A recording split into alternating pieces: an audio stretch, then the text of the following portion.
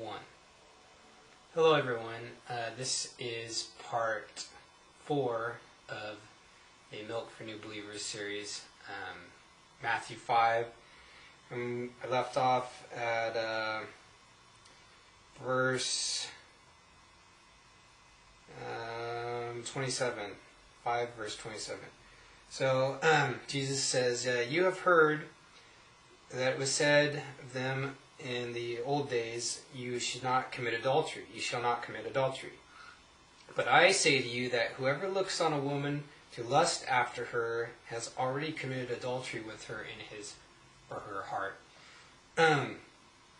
And if your right eye offends you, or causes you to sin, pluck it out and cast it from you, for it is profitable for you that one of your members should perish, and not that your whole body should be cast into hell. And if your right hand offends you, cut it off, cast it from you, for it is profitable for you that one of your members should perish, and not that your whole body be cast into hell. It has been said, whoever shall put away his wife, let him give her a writing of divorcement, or give her a divorce papers. But I say to you that whoever shall put away his wife, except for the cause of fornication, causes her to commit adultery, and whoever shall marry her that is divorced also commits adultery. So, I'm going to go over this.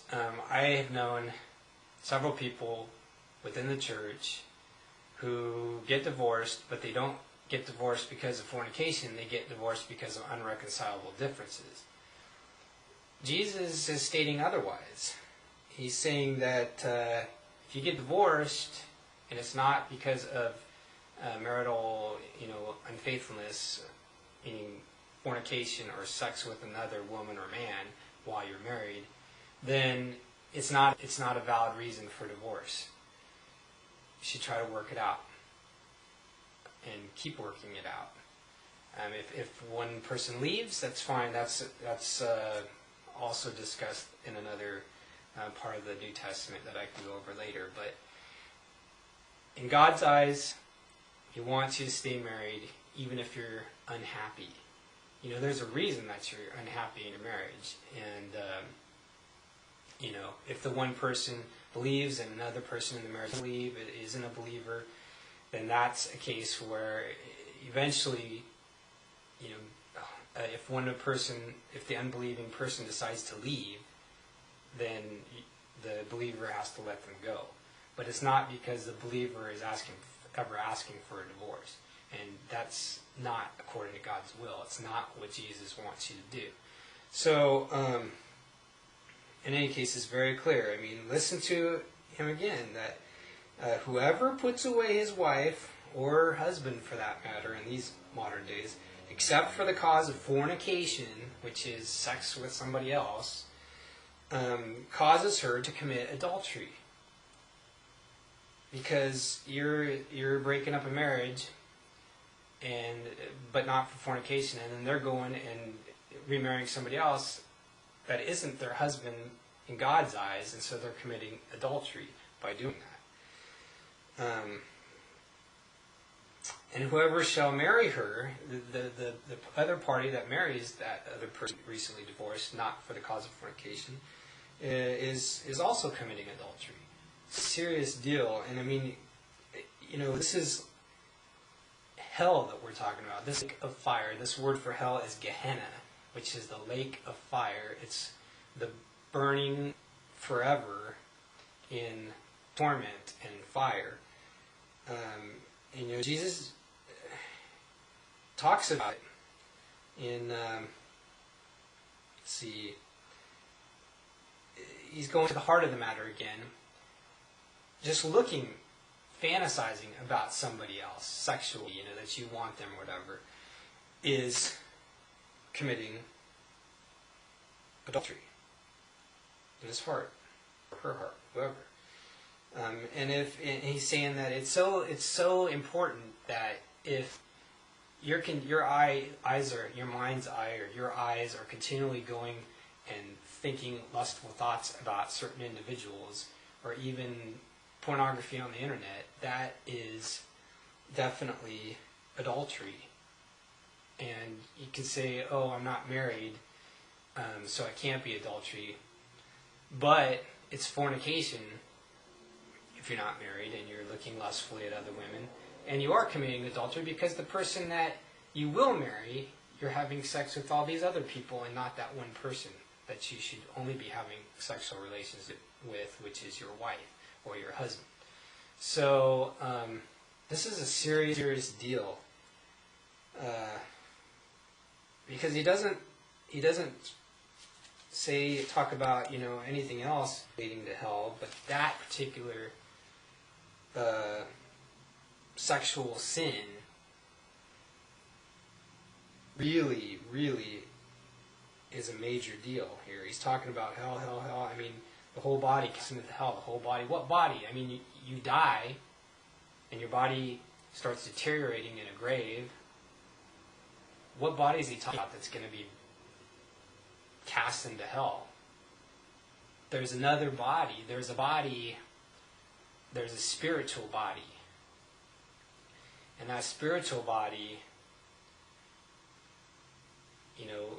looks the same as you do in your physical body, but it's a spiritual body with the soul, your personality or whatever.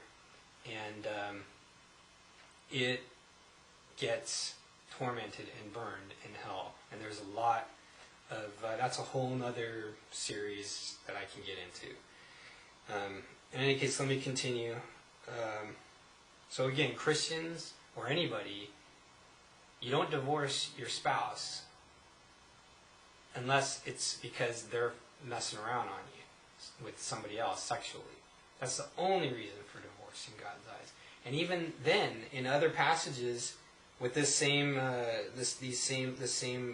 Sermon on the Mount, it doesn't say except for the cause of fornication. It just says don't divorce.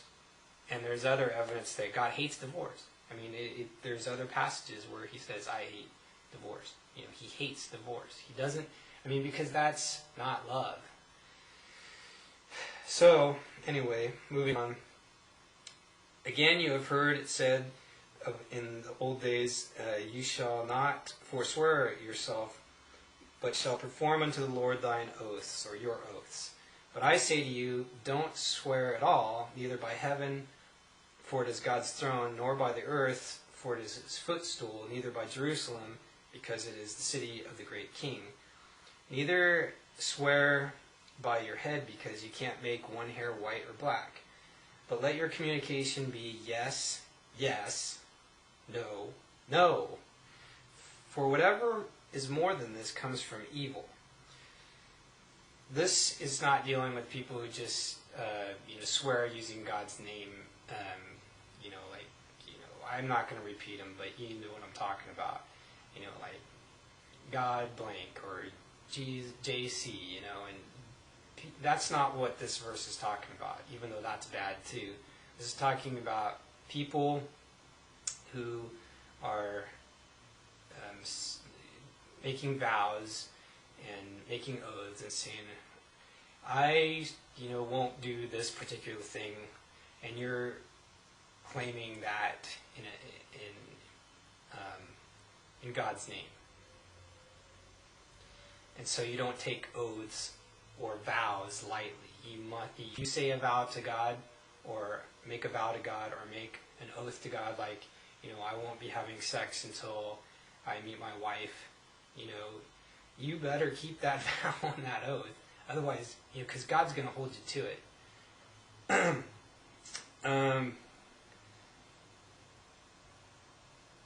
So, moving on.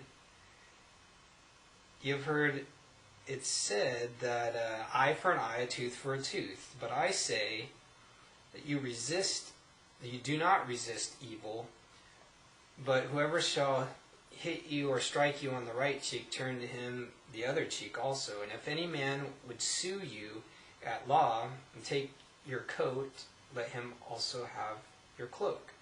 And whoever compels you to go a mile, go with him 2 miles.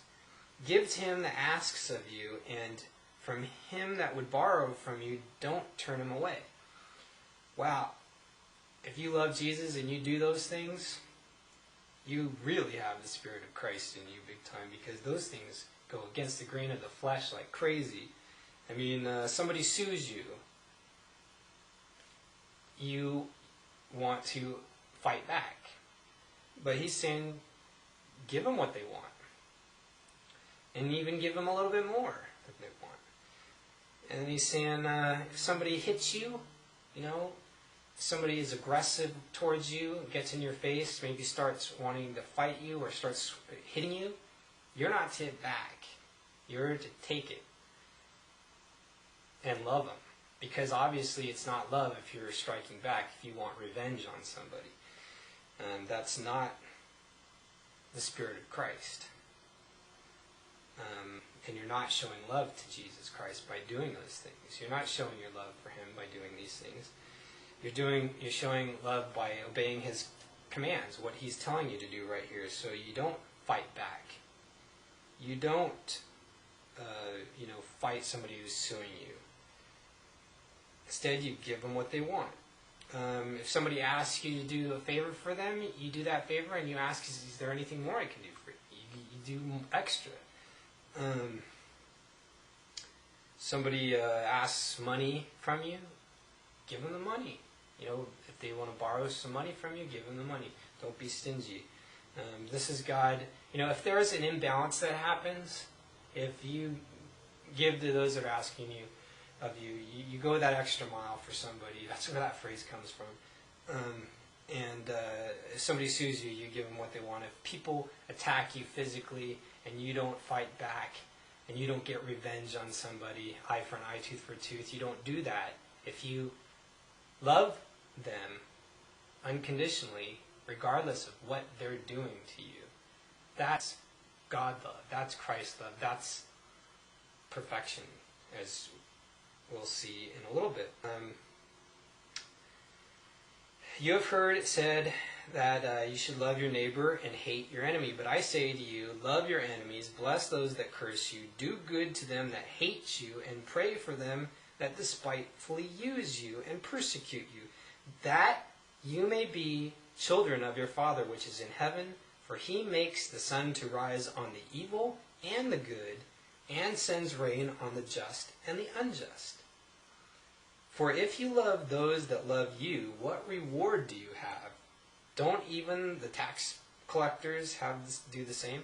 And if you salute your brothers only, what more do you do than others? Don't the tax collectors do that as well? Be perfect, even as your Father which in heaven is perfect.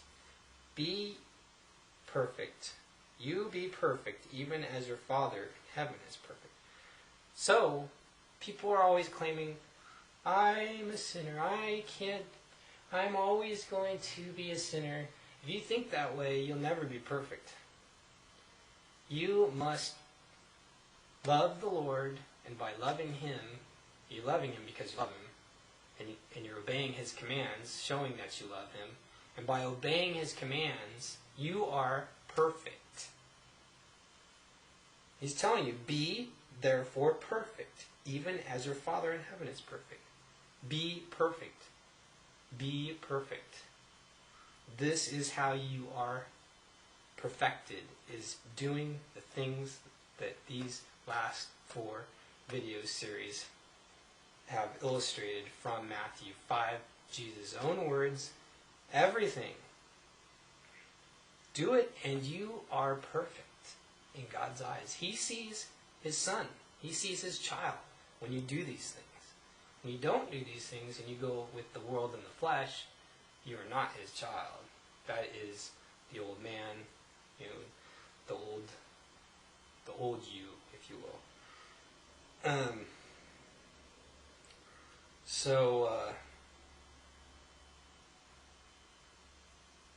Hope this blesses you, and it's a lot of loving to do. May the grace of God be with you, and thanks for watching.